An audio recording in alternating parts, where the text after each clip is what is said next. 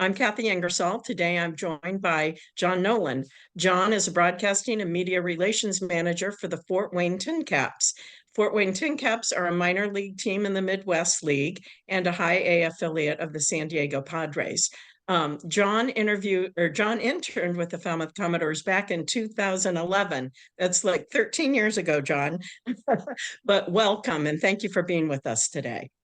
Thanks. Yeah, I'd like to think it was just a summer or two ago, but time's been flying by. So, Kathy, thank you so much here for the chance to catch up. I have very fond memories of my time in Falmouth and some snow this past weekend. Glad to reminisce about baseball in the summer by the beach. Tell us a little bit about your job there with the Fort Wayne TinCaps. I'm the team's play-by-play broadcaster for all of our home games on local TV and streaming online, a variety of platforms now from MILB.TV to even the MLB app. And then I travel with the team and cover road games on radio. So actually, out of the 120 teams in minor league baseball, I have one of the more unique positions in that I get to have both the home games on TV, whereas most minor league teams are just exclusively on radio. And then when you work in minor league baseball, you do have to wear a variety of hats because let's say you're Don Orsillo or Dave O'Brien or Joe Castiglione working for a major league team. Not that they may not have other responsibilities too, but they're pretty much just focused on preparing for their broadcast. And so maybe they're just getting to the ballpark in the later afternoon, whereas most of us in minor league baseball are getting to the ballpark in the morning or at least by midday. And so among my responsibilities here, I manage the team's website, social media, media relations. So that's writing press releases for the team or coordinating interviews with our players, coaches, and staff members. Yes, early on, it's been a while, but early on, I did throw the mascot costume on for some community appearances a handful of times. It's definitely other duties as assigned. So here and there, you need to help clean up trash around the ballpark after a game, or certainly help with pulling the tarp when the rain comes through. But lucky here in Fort Wayne, you can see the background behind me. Parkview Field has been ranked as the top ballpark in all of minor league baseball for any level. We have an awesome staff of people that I work alongside here. You'll find Fort Wayne on a lot of the rankings of top places to live in the entire country. It's a great community that's similar to Falmouth, really supports their local baseball team. And I didn't realize that Fort Wayne had one of the best minor league baseball fields in the country. Yeah, I hardly knew that as well when I was first coming out here, to be honest. But actually, just to tie this in with the Commodores, really, my link to joining Falmouth for that 2011 season was I was a student at Syracuse University. Had just finished my sophomore year, or was in the middle of my sophomore year. And while Syracuse is certainly known for producing lots of sportscasters, and we get terrific experience there covering Syracuse's football and basketball and lacrosse teams and other sports on campus for that matter, Syracuse does not have a baseball team. Only a school in the ACC these days. Back then it was the Big East, without a baseball team. So at that point in time, I was seeking experience in baseball play-by-play broadcasting. And a guy who was a couple classes ahead of me at Syracuse named Mike Cousins. He had previously spent a couple of summers with the Commodores, and he was one of my mentors when he was an upperclassman. I was an underclassman. And so he helped introduce me to Pat Loftus, a saint of a guy who unfortunately we lost too soon, but he was involved with overseeing the Commodores broadcast program back then. And, I think Mike and I think Pat, even though I didn't have any baseball play-by-play experience, for giving me the opportunity to join the club back then. And then just to fast forward, Mike, he wound up working for the TinCaps shortly after he graduated from Syracuse. I would then follow him to be an intern with the TinCaps for a couple of seasons working with him. Mike is now big time at ESPN. Although he's not too big time, I'm sure he'd be happy to join here for an alumni catch-up. And I wound up taking on Mike's full-time job here with the TinCaps, and here we are about a decade later, and still enjoying it. Tell me a little bit about what you did when you were with the Commodores. What were your responsibilities then?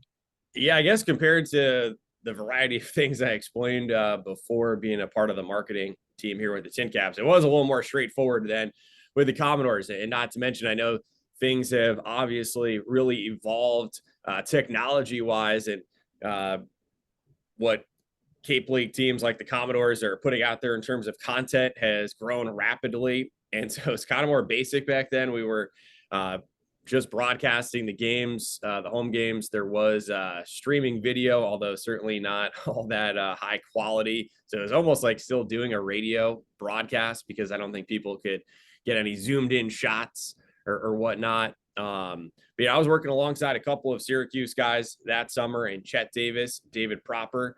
Chet is now a TV news anchor in Albany, New York, with the CBS affiliate there, while David is a writer reporter for the New York Post.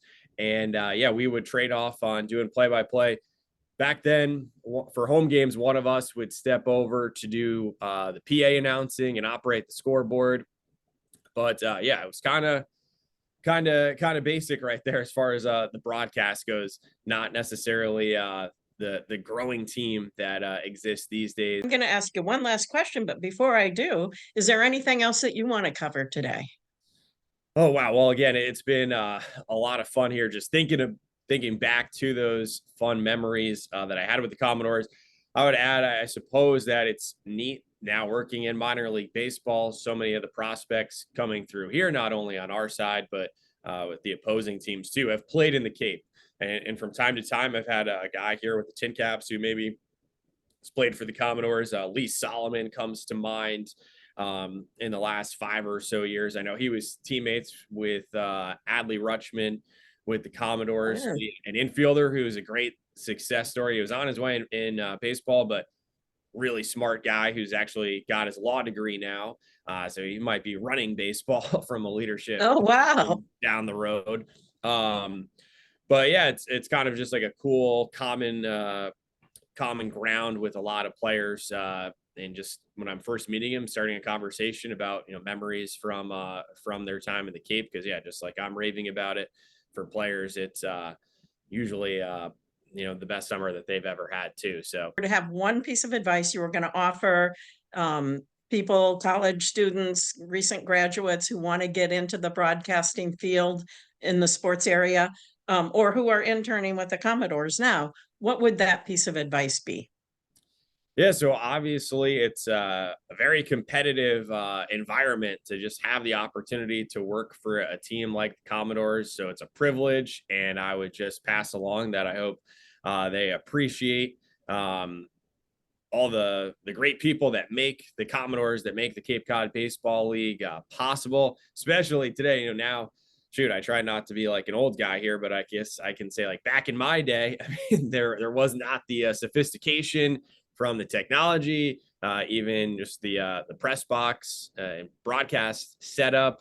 It was a little bit more humble back then, so I hope that there's an appreciation for what everyone has now. And then yeah, it's definitely a point of pride to be able to represent the Falmouth community and just have, as I've talked about, have fun. I mean, I think the learning will happen with the broadcast, but just embrace what you have. I suppose in hindsight, only regret I'd have from my time was maybe not enough beach days.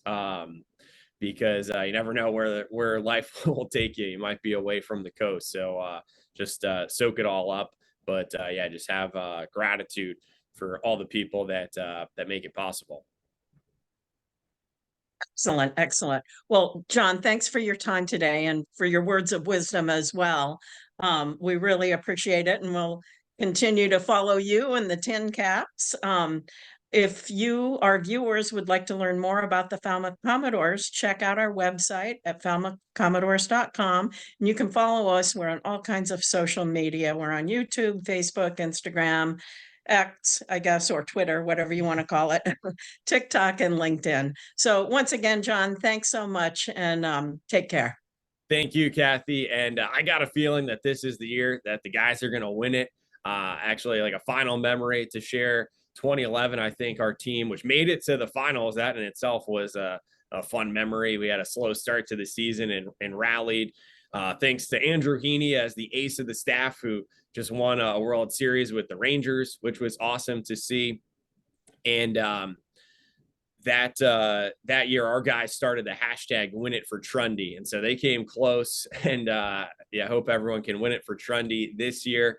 And in closing, too, another person who really helped to make the broadcast possible back then and overall enhance the experience that myself and David and Chet had was Rob Zeta, who yeah, he was an unsung hero with the Commodores there during those years, and someone who's great in keeping in touch. And yeah, just in closing, it's wonderful to still have those relationships, not only with David and Chet and Rob, but some of the other interns from back then still, keep tabs on with social media. So I'm still following, and it definitely, like I said, it's amazing to see the progress of the broadcast. So I wish everyone the best for a winning season and just another great season of serving the Falmouth community here this year. And hopefully, fingers crossed, one of these days I'll get to make a return to Arnie Allen Diamond at Gov Fuller Fields.